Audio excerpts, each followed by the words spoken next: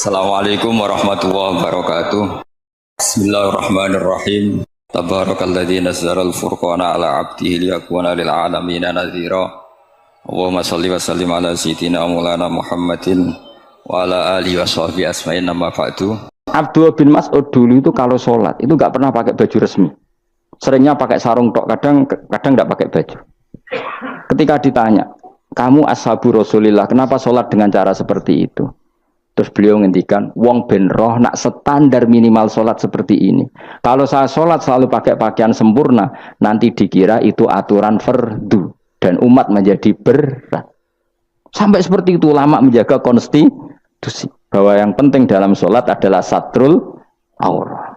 Zaman itu sudah sahabat dan tabiin karena Nabi sudah wafat itu sudah pakai pakaian lengkap. Tapi Abdul bin Mas'ud tiap sholat di masjid dia menunjukkan pakaian paling tidak lengkap.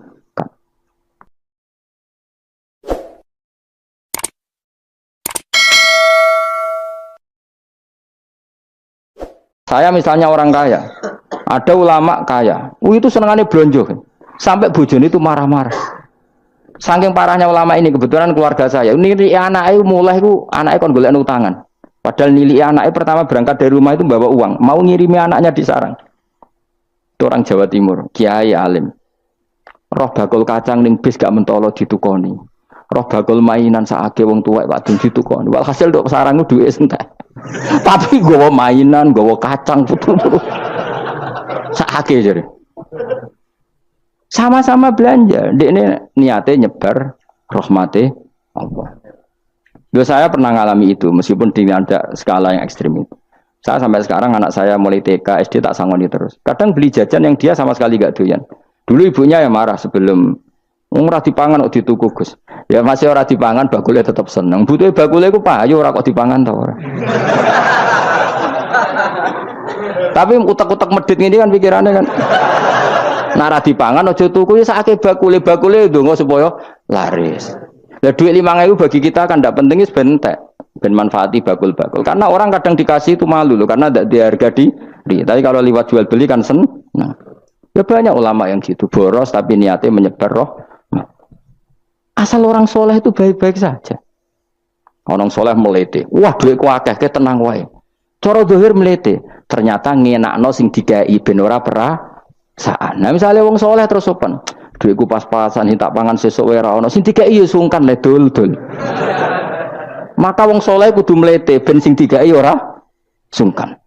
Bareng ngekek duit wong 100.000. Lah iki lanjuran duitmu akeh, ora iso tak hitung ning omah. Ijek karungan. Lah kok karungan piye? Duit 1.000 kerja kok karung gak sak. Butuhe ngenakno sing digawe apa? Ngenakno sing digawe. Asal wong soleh, dekne ngomong gitu itu niatnya juga soleh. Tapi nak wong ra soleh pancen mlete tenan. Bolak-balik wong ra soleh iku masalah. Makanya kancani wong soleh. Wong soleh itu orang yang luar biasa. Kanjeng Nabi ku nak daharu sering ning jowo. Ya biasa. Ketok wong akeh. Karena Nabi gak ada kepentingan beliau jadi Nabi setelah Nabi Isa alaihi salam yang saking sakralnya, saking priainya malah kebablasan dianggap sebagai anak Tuhan. Maka Nabi ngetokno kemanusiaan. Bahkan kalau dahar itu sering di luar. Gue ngetokno nak Nabi itu dahar sebagai umumnya kayak apa orang soleh. Lho kula nate lho berusaha khusyuk iku meneng. Malah ngipi kuwi elek. Mergo aku ora meneng wibawa, nak meneng malah buyute wibawa. Akhire wong ra wani takok agama. Nak ana ora takok agama terus takok wong liya, takok rugi malah ra karu-karuan. Tapi baru kayak aku sering guyon gejlokan orang berani tanya.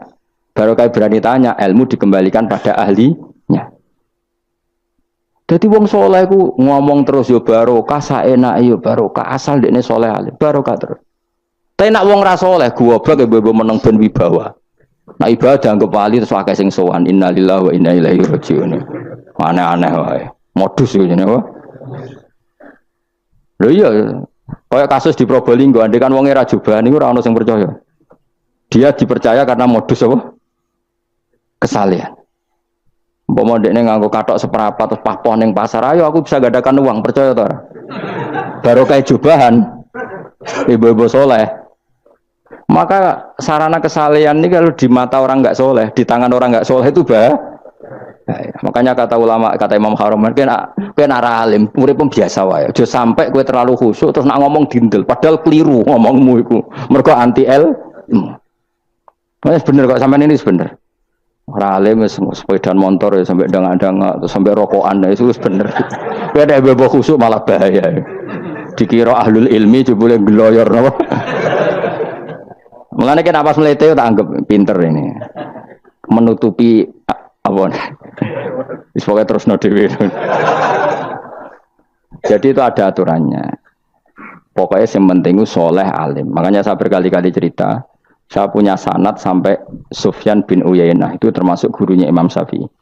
Ya gurunya Imam Syafi'i itu yang paling masyhur itu Muslim bin Khalid Az-Zanji ketika kecil. Beliau diajari sufi oleh Sufyan bin Uyainah. Kemudian ngaji hadis sama Imam Malik. Cuma di Indonesia yang terkenal beliau hanya muridnya siapa? Imam Malik. Sebenarnya dia ngaji lama itu malah sama Sufyan bin Uyainah. Sufyan bin Uyainah ini yang punya riwayat bahwa Nabi Isa dan Nabi Yahya pernah bertemu. Ketika bertemu di satu kampung, sing Nabi Isa tanya, "Aina sirarun nas?" Lalu rumahnya orang-orang fasik di mana? Sing Nabi Yahya selalu tanya, "Aina khiyarun nas?" Lalu rumahnya orang-orang baik di mana? Ini sama-sama Nabi dan sama-sama muda. Kita tahu Nabi Isa juga wa atainaul hukma napa?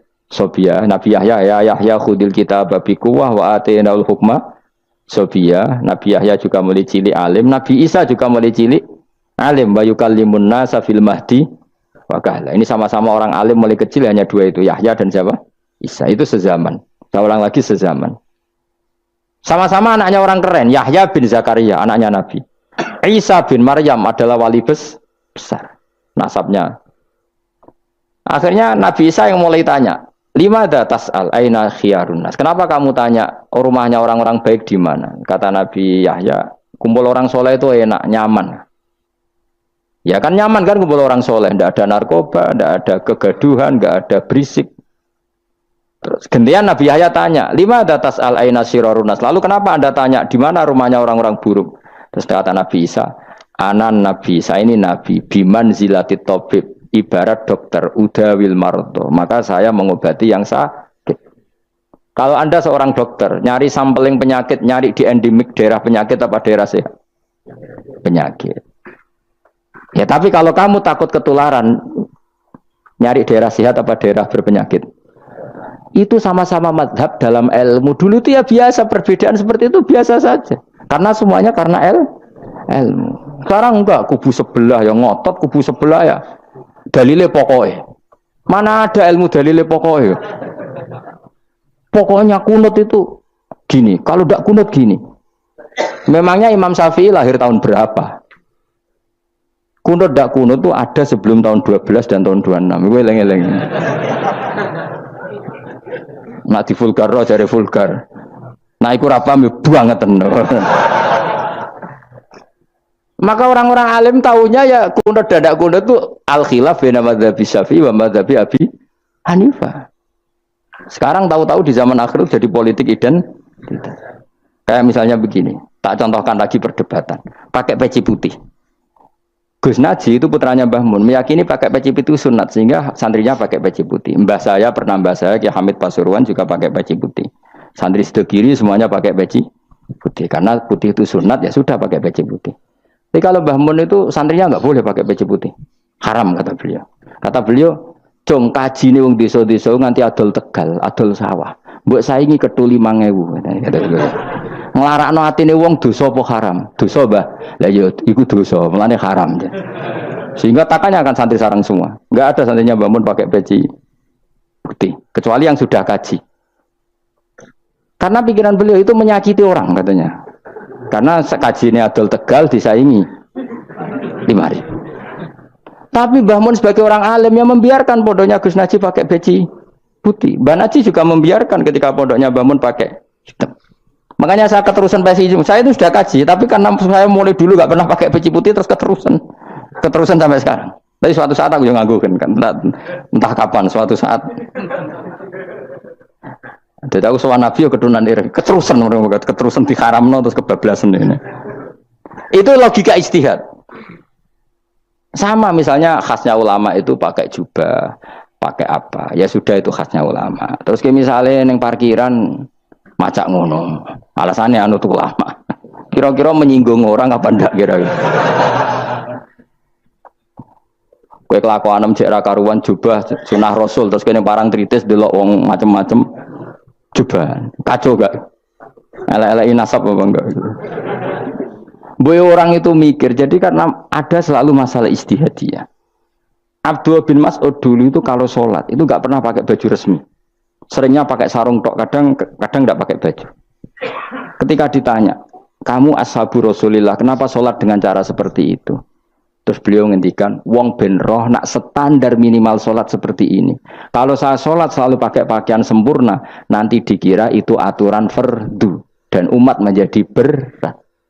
Sampai seperti itu ulama menjaga konstitusi bahwa yang penting dalam sholat adalah satrul aurah. Zaman itu sudah sahabat dan tabiin karena Nabi sudah wafat itu sudah pakai pakaian lengkap. Tapi Abdul bin Mas'ud tiap sholat di masjid dia menunjukkan pakaian paling tidak lengkap. Jadi pernah beliau sholat itu hanya pakai sarung, terus diikatkan di lehernya. Ketika ditanya, dulu kita dengan Nabi pernah sholat seperti ini. Akhirnya ulama menjadi tahu nak ngono sholat paling pokok itu nutupi mabena surah war rubah. Andai kan tidak ada cerita Abdul bin Mas'ud mungkin dikira sholat syarat sahnya ya seperti itu. Maksudnya pakai jubah terus, pakai pakaian begitu terus. Barokahnya Abdul bin Mas'ud orang tahu standar minimal.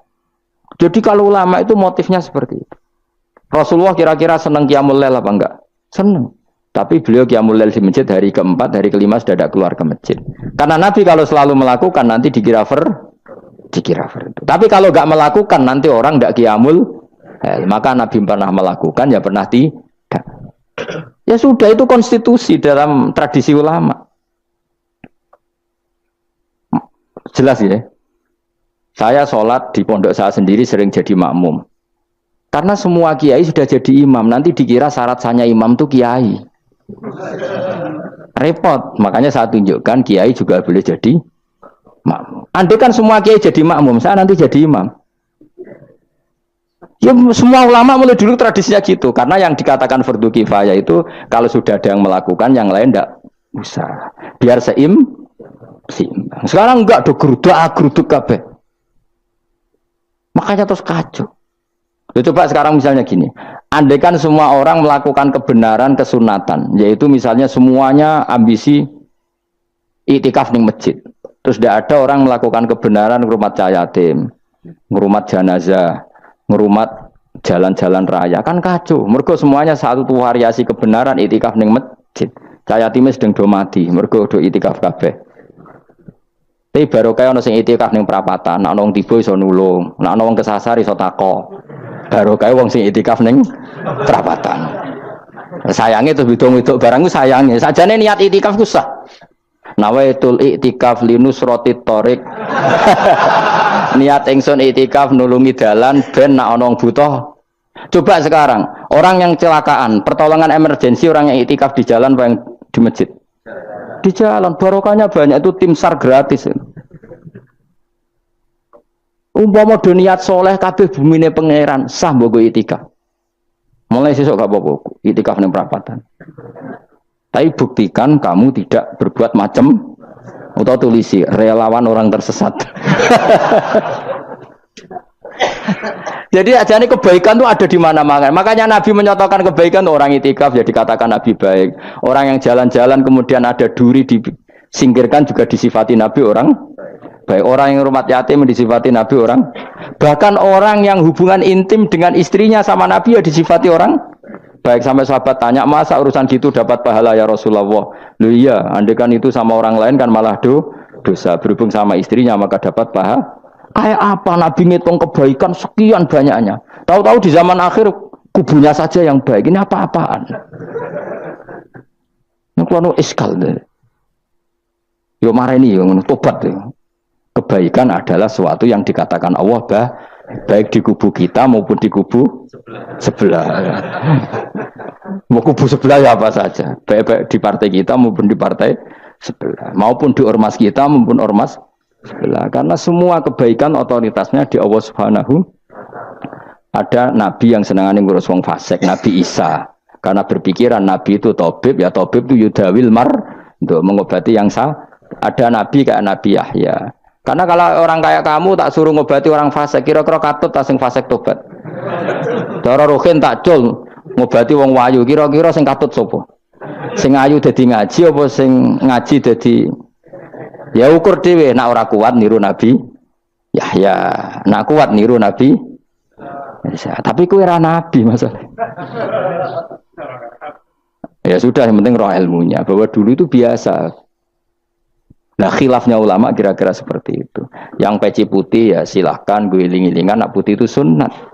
Tapi sing ireng piye-piye kaji desa iku disaingi ketu 5.000 gak terima aja. Yakin deh bos. Nah saya ini mulai kecil di sarang. Tapi mertua saya itu keluarga Pasuruan. Jadi saya lucunya saya kalau ngajar di Pasuruan pakai peci hitam. Sebagian santri separuh pakai peci hitam menghormati saya. Sebagian pakai putih menghormati kiainya. Jadi jadi saya lihat ini ya sepanjang sejarah kalau saya ngajar itu jadi warna-warni itu karena tadi saya kaget kok banyak yang pakai peci hitam. Menghormati jenengan yang putih masih banyak separuhan. Ya gak ada yang merencanakan, ya alami saja. Nah, sampean bener di putih apa hitam? Bebas.